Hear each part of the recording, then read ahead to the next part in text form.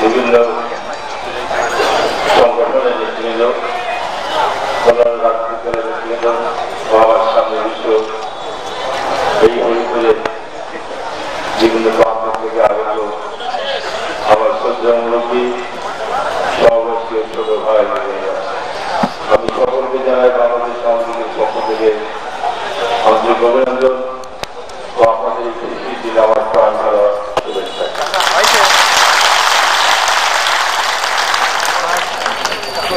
আমি আজকে কোনো রাজনৈতিক বক্তব্য কারণ হরিপুরের সংযোগ সড়ক এলাকার দীর্ঘদিনের মানুষের প্রত্যাশা দাবি, সেটা যখন আমরা টেন্ডার করে কাজ শুরু করার জন্য আজকে নির্ধারণ করলাম, আজকে সেই দিবসের স্থাপন হলো এবং কাজের আনুষ্ঠানিক হলো।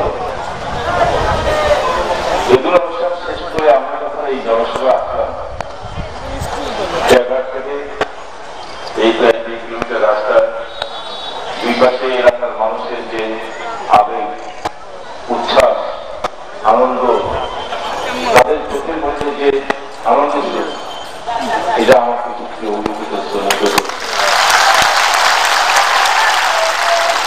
ভালোবাসা আজকে হরিপুর বাসী আমাকে দিয়েছে, এটা আমার কোনোদিন ভোলার নয়। আমি চাই হরিপুর বাসীর পক্ষে যদি কথা বলবো, আমি আজকে এখানে কোনো আমার ভালো লাগছে এই কারণে যে দীর্ঘদিন ধরে যে আশা আকাঙ্ক্ষার প্রত্যাশার এই হরিপুর বাসী ছিল একটি সেতু, এই সেতুটা দিয়ে এলাকার মানুষ সকলের সঙ্গে যোগাযোগ রক্ষা করার জন্য অপরিহার্য মনে করেছে। এই খেয়াপাড়ার মধ্যে বহু মানুষ দুর্ঘটনায় নিহত হয়েছেন, কত মানুষ আহত হয়েছেন, বাচ্চারা, মেয়েরা স্কুল বা কলেজে পড়তে যাওয়ার জন্য এই বিশ্বস্তলী নদীতে অনেক সময় দুর্ঘটনায় নিয়োজিত হয়েছে। মানুষের দীর্ঘদিনের প্রত্যাশা ছিল, সেই প্রত্যাশা আজকে পূরণ হতে চলেছে, আজকে বাস্তবায়ন হতে চলেছে। আমি সত্যি আমার খুবই ভালো লেগেছে। আমি হয়তো দেশের জন্য, এলাকার জন্য অনেক জায়গায় অনেক গুরুত্বপূর্ণ কাজ করেছি, কিন্তু আজকে এই এলাকার এই শিশুটার এই এলাকার মানুষের এত আবেগ, এত অনুভূতি মিশ্রিত হচ্ছে,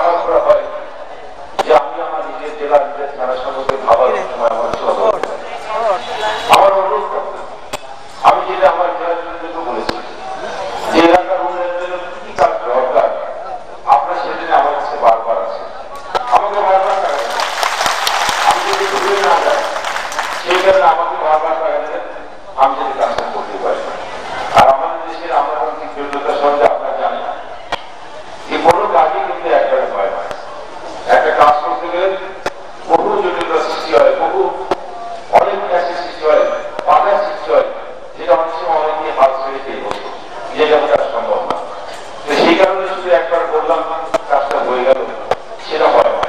এই জন্য আমাকে বারবার একটা মনে করে দেওয়ার জন্য অনুরোধ করি। আমি আজকে আপনাদের এখানে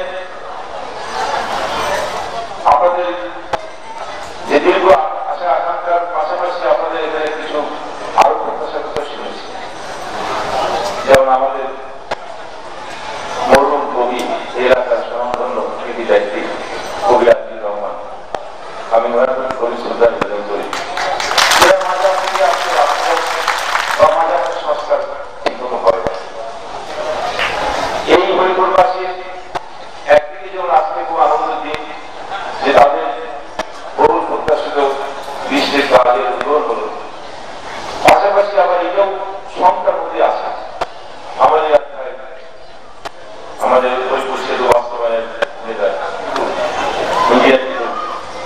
উনি বলেছেন যে হরিপুরে কিন্তু নদী ভাঙনের মুখে আছে, এটা একটা বড় সমস্যা। এই নদী ভাঙন নিয়ে অনেকেই সংখ্যা আছে। আমি এই মুহূর্তে কিছু বলবো না, তবে আমি ঢাকায় গিয়ে আমি পানি নয় বলে কর্মকর্তার কথা বলবো।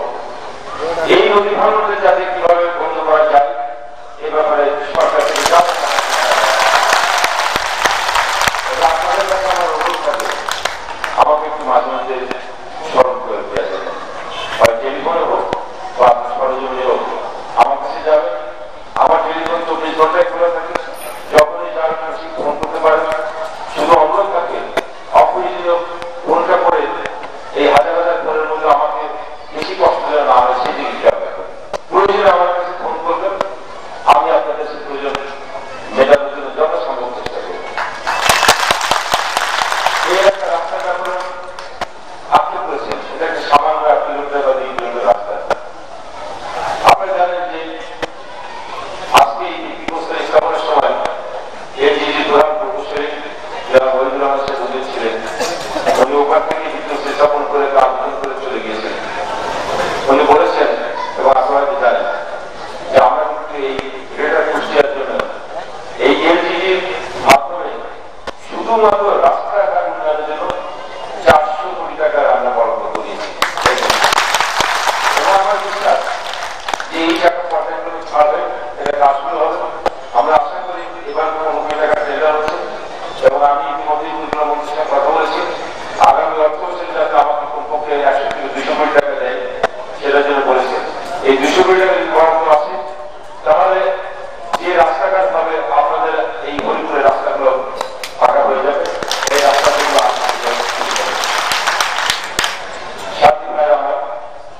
আমি শুধু শেষ করার একটি কথাই বলে যাব যে আমি আজকে কোনো রাজনৈতিক পক্ষ আমি দেব না।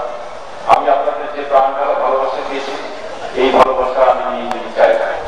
আমি চাই এই ভালোবাসা আপনাদের মাঝে আমাদের ঘরে থাকুক এবং এই ভালোবাসা বজায় থাকার জন্য আপনাদের যখন যা প্রত্যাশা আমাকে জানাবেন, আমি সেটা করতে চাই।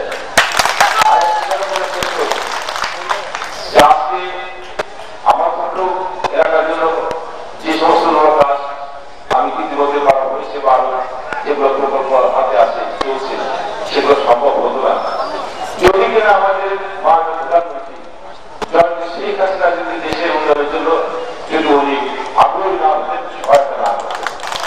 আজকে শেখ হাসিনা এদেশের মানুষকে ভালোবাসেন বলেই গ্রাম বাংলার মানুষের, বিশেষ করে আমাদের কৃষক শ্রমিক মেহনতের মানুষের পাশে দাঁড়িয়ে তাদের উন্নয়নের জন্য ভাগ্য করে তোলার জন্য যেভাবে আপনার পরিশ্রম করে যাচ্ছেন, যেভাবে সহায়তা করে যাচ্ছেন, এটার কারণেই কিন্তু আজকে দেশের অর্থনৈতিক অবস্থা সচ্ছল এবং এটার কারণেই কিন্তু আজকে আমরা এই হরিপুর সেতু বা মেডিকেল কলেজ বা বাইপাস সহ বড় বড় প্রজেক্ট আমরা করতে সক্ষম আমরা করছি।